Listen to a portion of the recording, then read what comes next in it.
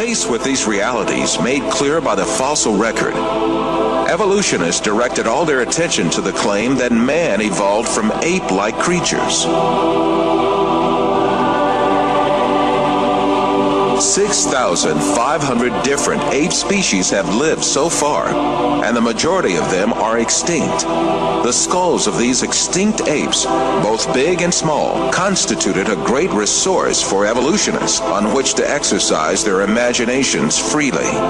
Arranging the skulls of these extinct ape species from the smallest to the biggest, and adding some skulls of vanished human races to the series, evolutionists concocted the scenario of human evolution.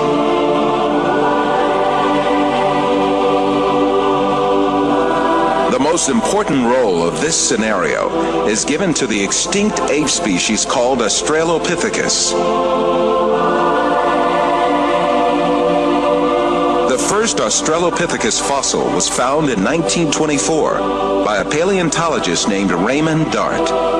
Since then, evolutionists argue that this ape species, the name of which means southern ape, is a man-like creature.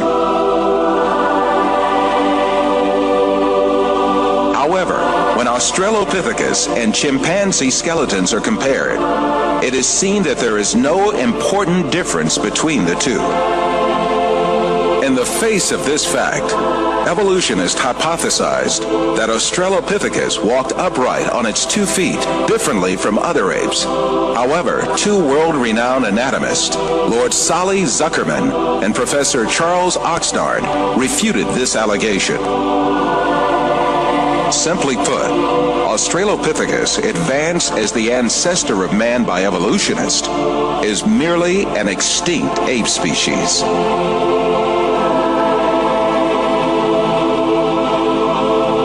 On the other hand, fossils that are included by evolutionists under imaginary classifications, such as Homo erectus, Homo ergaster, or Homo sapien archaic, in fact belong to different human races. When these fossils are inspected, it is seen that their skeletons are essentially the same as those of people living today. The only dissimilarities are a few structural differences in their skulls. But differences like these are to be found in different human races alive on Earth today.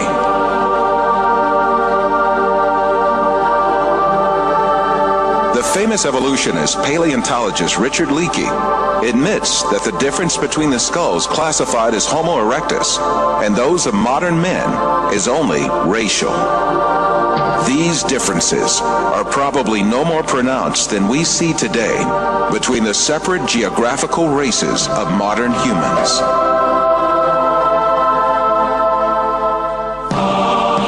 The only defense left to evolutionists against all these scientific facts is just one thing: propaganda.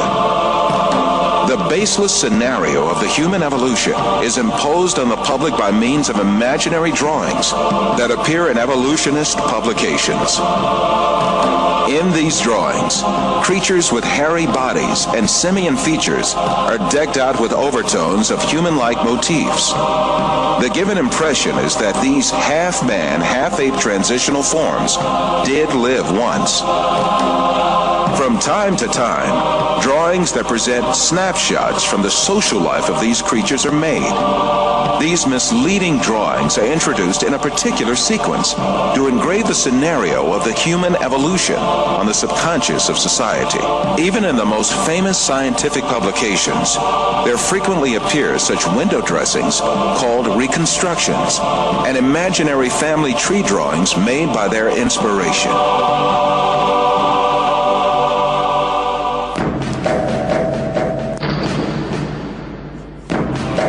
The imaginative power of evolutionists is not limited to fictional drawings and models. They go even further and shoot movies in which imaginary half-man, half-ape creatures act. However, all of these are pure deception.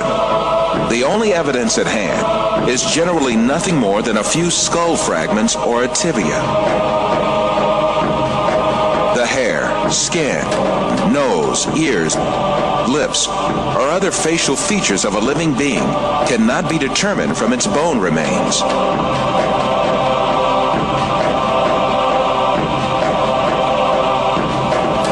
Evolutionists shape these soft tissues, which leave no trace in the fossil, to suit the purposes of their theory, and produce imaginary reconstructions in their workshops.